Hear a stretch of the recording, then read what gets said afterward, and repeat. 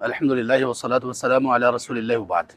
ایک حدیث رسول صلی اللہ علیہ وسلم آپ لوگوں کے سامنے میں رکھ رہا ہوں۔ دنیا میں جو شخص بھی زندگی گزار رہا ہے اور اس کا اللہ پر اور اللہ کے رسول صلی اللہ علیہ وآلہ وصحبہ وسلم پر ایمان ہے تو اسے ہمیشہ یہ والی حدیث ذہن میں رکھنی چاہیے، خاص طور پر وہ شخص جو کسی ایسی جگہ پر زندگی گزار رہا ہے جہاں فتنے نسبتاً زیادہ ہوں، جیسے یہاں پہ دبئی میں اس وقت موجود ہوں، یا کوئی بھی ایسی جگہ جہاں پر کسی بھی اعتبار سے جہاں پہ فتنے زیادہ ہیں اور انسان اپنی شہوات اور خواہشات اس سے ایک لڑ رہا ہے اور جیت نہیں پا رہا یا کچھ ایسا ہے، تو اسے یہ حدیث یاد رکھنی چاہیے۔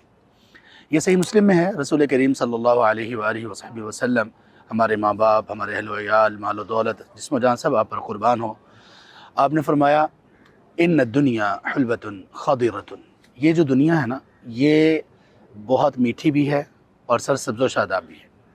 کیا مطلب؟ بڑی ہی پرفتن ہے۔ دنیا میں کم چیزیں ایسی ہیں جس میں یہ دونوں خوبیاں پائی جاتی ہیں، دیکھنے میں بھی اچھی لگے اور چکھنے میں بھی اچھی لگے۔ دنیا میں یہ دونوں چیزیں ہیں، دیکھنے میں بہت اچھی لگتی ہیں، جیسے آپ کو یہ میرے پیچھے بیچ نظر آ رہا ہے، اس سے پیچھے بلڈنگز ہیں، دبئی ہے، رونق ہے اور پتہ نہیں کیا کیا یہاں پہ چیزیں ہیں، اور لوگ کیسے ترستے ہیں دبئی آنے کے لیے، اور یہاں پہ سبحان اللہ آ کر کیسی ان کی مصروفیات ہیں، تو دیکھنے میں یہ سب اچھا ہے۔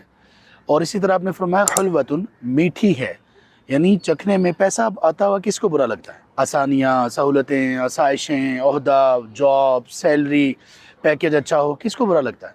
تو دنیا میں یہ دونوں چیزیں موجود ہیں۔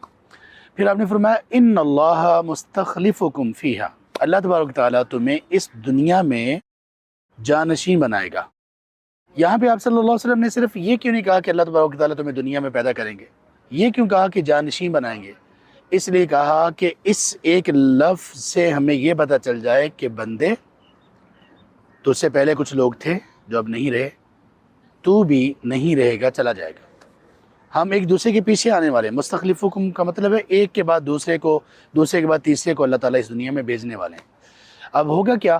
فَيَنظُرَ كَيْفَ تَعْمَلُونَ، اللہ تبارک تعالیٰ تمہیں اس دنیا میں ایک کے بعد دوسرا، دوسرے کے بعد تیسرا اس لیے تمہیں دنیا میں بھیجیں گے کہ اللہ یہ دیکھ سکیں کہ تم کیسے عمل کرتے ہو۔ دنیا مزیدار ہے اور دنیا خوبصورت ہے، اللہ تبارک تعالیٰ تمہارے اعمال اس دنیا میں دیکھیں گے، اس لیے تمہیں اللہ تعالیٰ نے بھیجا، یعنی یہ دنیا ایک امتحان کی جگہ ہے۔ پھر آپ نے فرمایا اب یہ امتحان کی جگہ ہے اور فتنہ بھی اس میں بہت ہے، تو وہ کون سی چیزیں ہیں جو سب سے زیادہ ہم پر افیکٹ کر سکتی ہیں، اس کا ذکر آپ صلی اللہ علیہ وسلم نے اس حدیث میں کیا۔ آپ نے فرمایا فاتقوا الدنیا واتقوا النساء، تم لوگ اس دنیا میں جہاں تم ٹیسٹ کے لیے، ایگزام کے لیے آئے ہو، دو چیزوں سے بچو۔ ایک دنیا سے بچ جاؤ، یعنی دنیا کے فتنوں سے، دنیا کی لالچ سے، اس طرح سے دنیا سے بچو کہ کہیں وہ تمہیں ڈی ٹریک نہ کر دے، اور اسی طرح خواتین سے بھی بچ جاؤ۔ خواتین سے مراد ان کا فتنہ، ان کی فحاشی، ان کے ساتھ ایسا کوئی تعلق جو اللہ سے دور کر دینے والا ہو۔